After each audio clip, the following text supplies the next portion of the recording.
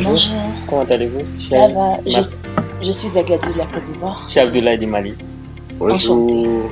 Moi, c'est Franck du Burkina Faso. Abdoulaye du Mali. Enchanté de faire ta connaissance. Zagadou de la Côte Zagadou. d'Ivoire. Zagadou. Zagadou de la Côte Ok, d'Ivoire. enchanté de faire ta connaissance. Enchanté. Bonjour. Bonjour.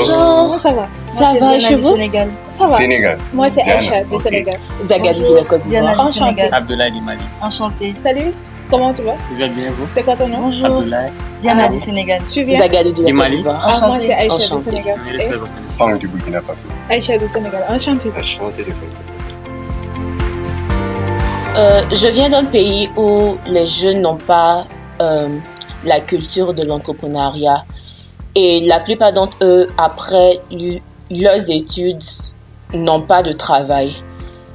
Et à ma dernière classe de mon high school, j'ai réalisé que j'étais dans la même situation, que c'était aussi possible pour moi de terminer mes études sans avoir de travail.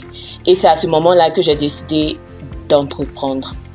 J'étais vraiment intéressée par Ailey parce que j'aimais cette idée d'identité africaine, de découvrir mon identité africaine. J'ai vu que cette école, vraiment, déjà, je suis quelqu'un qui est dans l'entrepreneuriat. Donc, j'ai vraiment pensé que cette école sera quelque chose qui va m'aider à étendre mon plan. En fait, on postule à Ailey en classe de première, mais quand tu arrives en classe de seconde, les 5 meilleurs élèves sont les gens qui vont postuler à Ailey.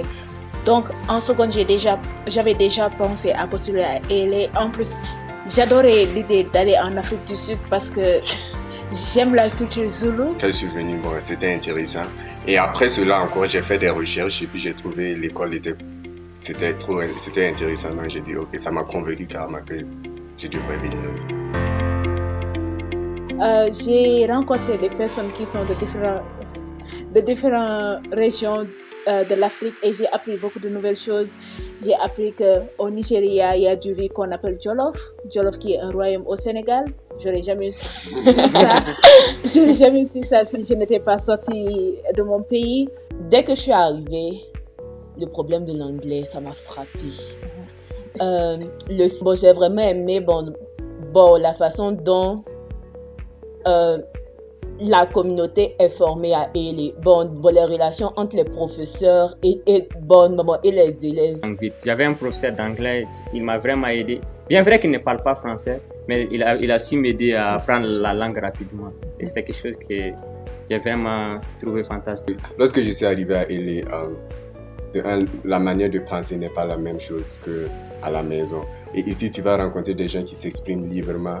Les gens, ils posent des questions et c'est ça vraiment qui m'a intéressé ici. Mais je pense que j'en ai eu un autre, c'était le mal du pays. Donc être loin de ses parents, être loin de sa zone de confort, c'était vraiment un grand challenge, un grand défi pour moi. Spécialement parce que je suis la plus petite de ma famille, donc ne plus être chouchoutée comme avant, c'est un peu difficile. Mais je pense que ça m'a beaucoup appris à être responsable, à prendre mes propres décisions, à être indépendante surtout. Et également de ne pas avoir peur de l'échec. Parce que lorsque tu arrives à Ailey, il faut savoir que tu vas rencontrer l'échec plusieurs fois même, que ce soit au niveau académique, que ce soit lorsque tu postules pour des activités, parce qu'ici il y a beaucoup d'applications, il faut toujours postuler pour quelque chose et forcément on a tous été rejetés pour une activité qu'on voulait vraiment. Donc je pense que c'est vrai, j'ai découvert ça par moi-même et ça m'a fait grandir, mais aussi j'aimerais que les gens sachent qu'il faut qu'ils s'y attendent, à ne pas toujours recevoir des lettres d'acceptation, des bonnes notes, parce que c'est justement le défi de Ailey, c'est de savoir faire face à tout ça et savoir apprendre de ces leçons-là, justement. On m'a pas dit qu'à Ailey, tu es tout le temps 24 heures. On te pousse vraiment à explorer tout ton potentiel. Est-ce que tu vois? Donc, à ce sens, tu auras tout le temps du travail à faire. Donc, ça, je n'avais pas été prévenu. Quant à moi, comme je vous avais dit au début que ma sœur était venue à Ailey en 2012, donc elle a fait une très bonne expérience ici. Mais depuis que j'ai eu ma lettre d'admission à Ailey, je lui ai posé trop de questions. Comment est la vie là-bas, comment sont les gens. Mais elle refusait de me répondre. Elle me disait que je te laisse, il faut aller découvrir il faut aller vivre, prendre ton propre chemin, il faut vivre ton propre expérience. Je ne vais rien te dire, sinon mon expérience va t'influencer. Et pense que c'est quelque chose qui m'a vraiment aidé. Il ne faut pas laisser ce que les autres... L'expérience, il ne faut pas dire que tu vas venir vivre l'expérience de quelqu'un d'autre à Hailey. Vraiment, il faut suivre ton propre chemin. Et les gens qui vont venir à Hailey, je leur conseille de savoir comment de se découvrir et puis connaître leur propre potentiel et puis essayer de progresser, de se développer par rapport à ça. Ok, avant de venir à Hailey, bon, tout ce que je savais à propos de Hailey, c'est ce qu'ils ont mis sur le site web. C'est tout ce que je savais.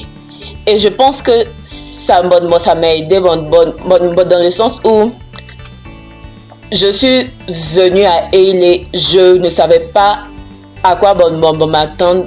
Les obstacles m'ont frappé et je me suis débrouillée par moi-même pour surmonter ces obstacles. Donc ça m'a rendue un peu plus forte que j'étais avant de venir à Hailey. J'aurais aussi bien aimé qu'on me dise que toutes tes convictions et tout ce en quoi tu crois peut être défié quand tu viens à Hailey. Tu peux même ne plus être dans ta religion, tu peux même ne plus croire en Dieu parce que tu es défié, toi en tant que personne, tes valeurs, ta personnalité, tout ce que tu es va être défié.